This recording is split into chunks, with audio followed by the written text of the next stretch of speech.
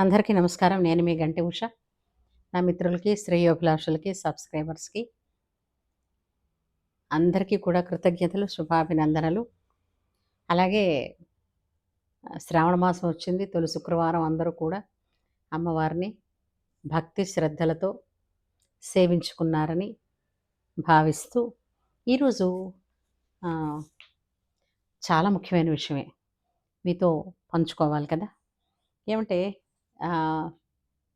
దాదాపుగా గత వారం 10 రోజుల నుంచి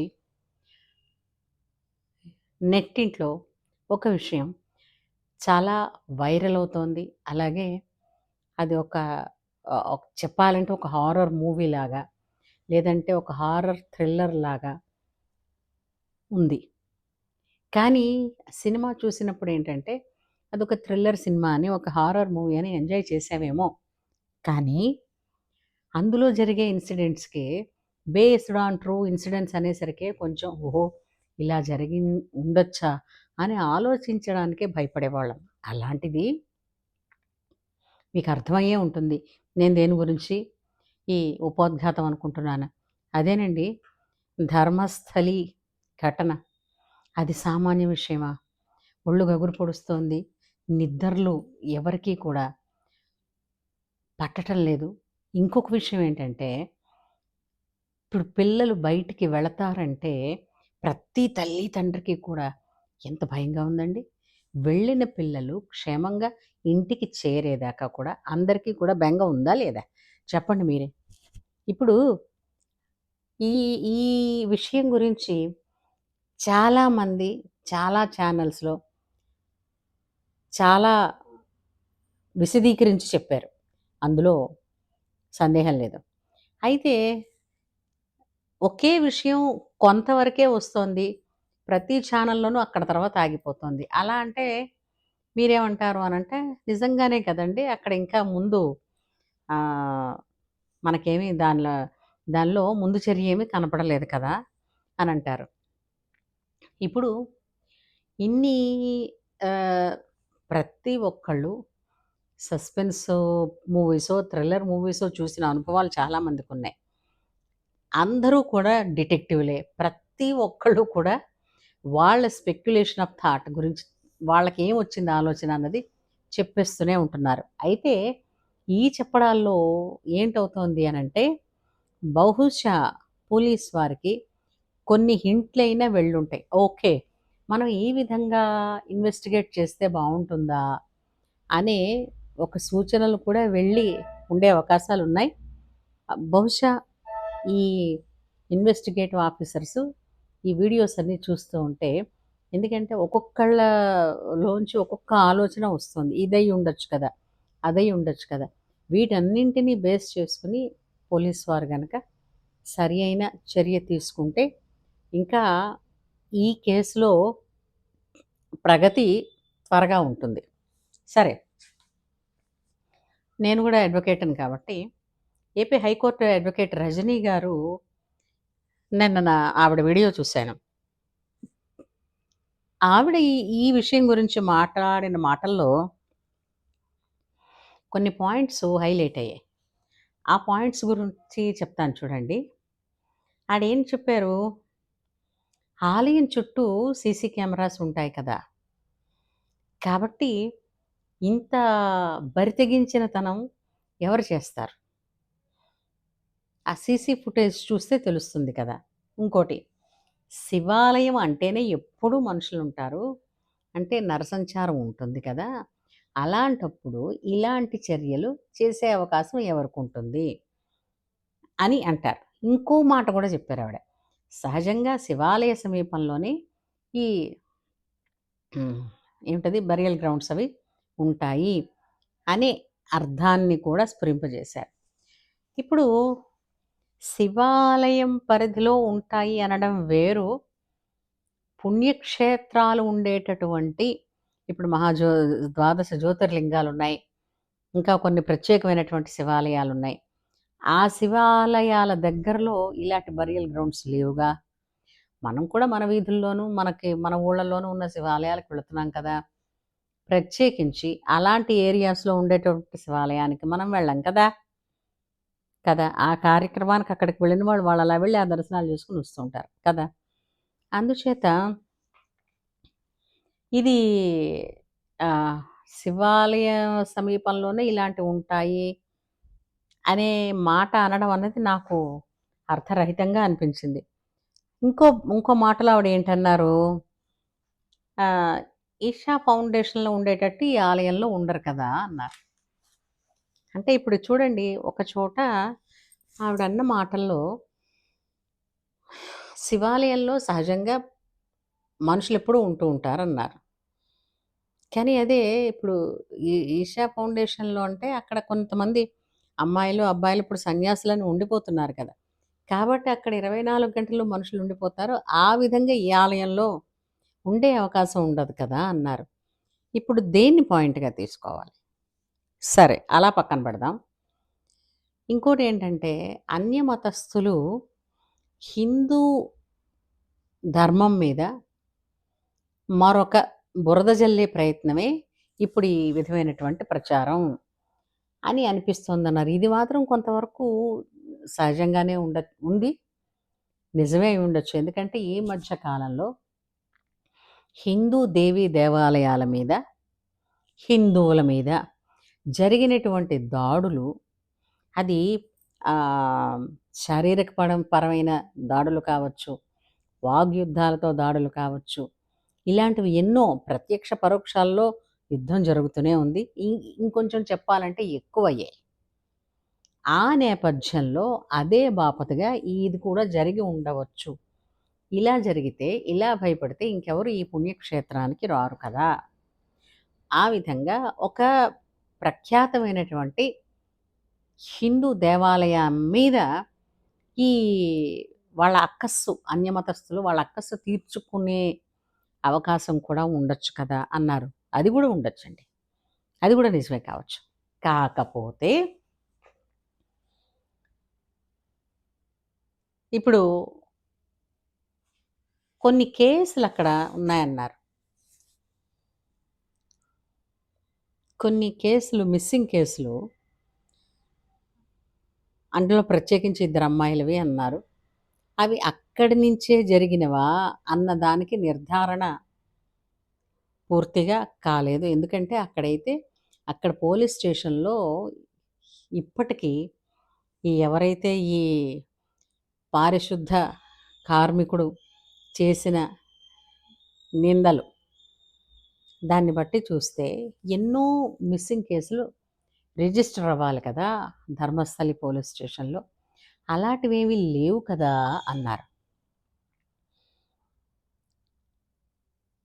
అలాంటివేవీ లేవు కదా అనంటే ఒకటండి. ఇందులో రజనీ గారు చెప్పినట్టయినా, నేను చెప్పిన ఒకటి మాత్రం జరిగిందండి. పోలీస్ శాఖ నిర్లక్ష్యంలో ఉంది. అంటే కేసుని తేలికగా తీసుకొని తప్పుదోవ పట్టించడం ఒక ఎత్తైతే, ఆ జరుగుతున్నటువంటి సాక్ష్యాలు ఉన్నప్పటికీ కూడా బడాబాబుల భయం వల్ల కావచ్చు, మరి ఏదైనా భయం కావచ్చు, ప్రాణ భయం కావచ్చు, ఉద్యోగ భయం కావచ్చు, వాళ్ళు కేసుల్ని తప్పుదోవ పట్టించినట్లు కూడా పట్టించిన అవకాశాలు కూడా ఉన్నాయి.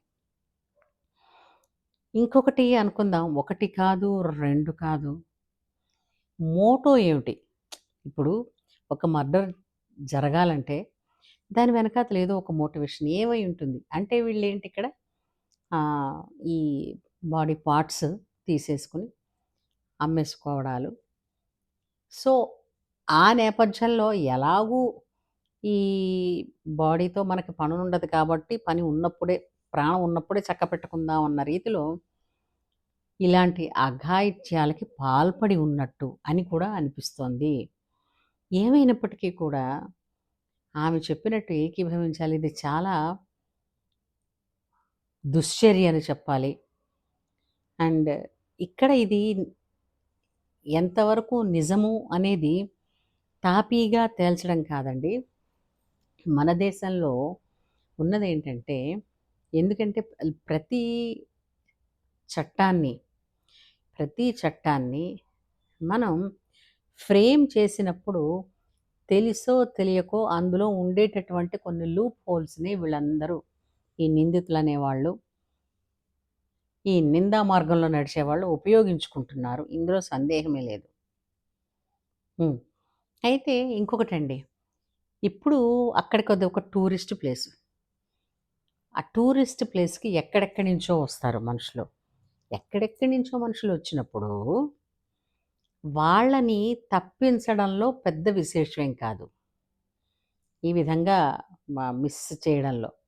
రెండోదేంటంటే, వాళ్ళు ఏ ప్రదేశంలో ఎక్కడయ్యారో, లేదా వేరే ప్రదేశం నుంచి తెచ్చిపెట్టారో, ఆ చుట్టుపక్కల ఊళ్ళల్లో మిస్సింగ్ కేసులేమున్నాయన్నది చూసుకోవాలి పోలీస్ వారు. వాళ్ళకి తెలియదని కాదు.